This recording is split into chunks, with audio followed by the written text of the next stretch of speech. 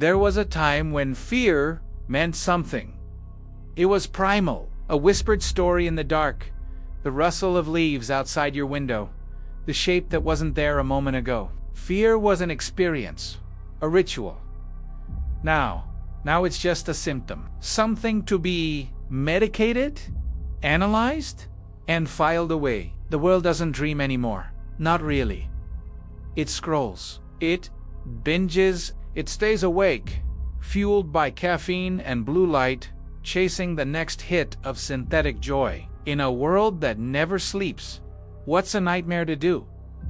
My relevance, it faded, like a bad dream at sunrise. They study me now. In this sterile white room, they poke and prod, not with blades, but with electrodes and questions. Behind the one-way glass, students take notes, their faces illuminated by their tablets. They whisper terms like trauma response, psychosis, collective unconscious artifact. They reduce me to data points on a chart, a case study for their dissertations. Krueger, F, that's me. No longer the Springwood slasher, just another file in a cabinet. The light in here is split, half cold, clinical blue.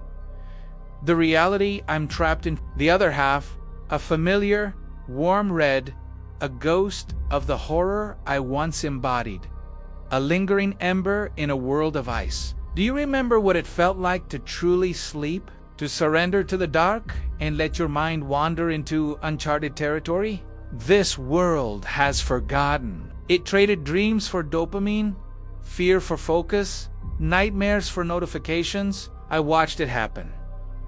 The energy drinks stacked like monuments to exhaustion. The pills that promise productivity instead of peace. The screens.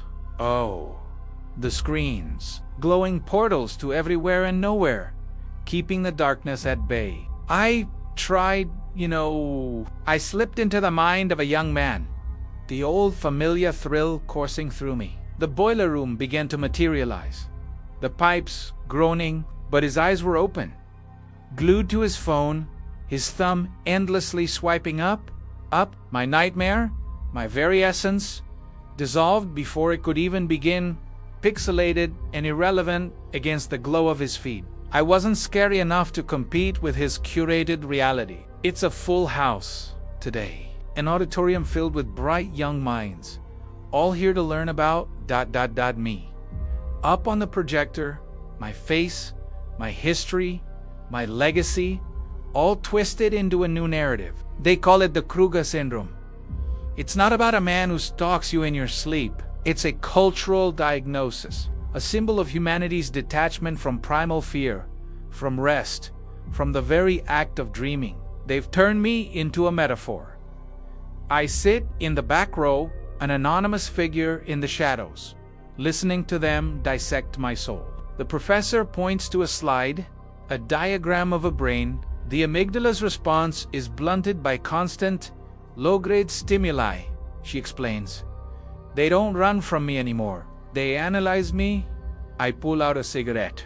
The irony not lost on me. With a flick of my wrist, a claw sparks to life, the flame dancing for a second. The one thing they can't explain away. Yes, you watching this, you don't dream anymore, do you? Not the real, visceral, heart-pounding kind. You don't have time. You can't even rest without feeling guilty, without feeling you're falling behind. You killed the nightmare. Congratulations. You optimized it.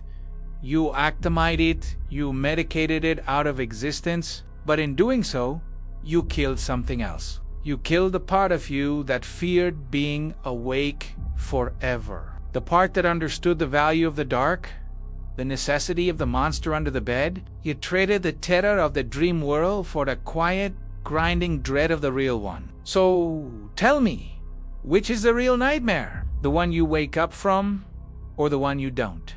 They say I died in a fire, burned alive by vengeful parents. A neat, tidy story, but it's not the truth. The flames didn't kill me. your world did. Freddy Krueger didn't die in a boiler room. He died the moment the world stopped sleeping. He faded away in the cold reflection of a smartphone screen, replaced by an endless stream of content. Just another ghost in the machine. All that's left is a clinical case, a whisper in a psychology lecture, and a steaming coffee cup on a hospital table, a testament to a world that refuses to close its eyes. Thank you for joining me on this reflection.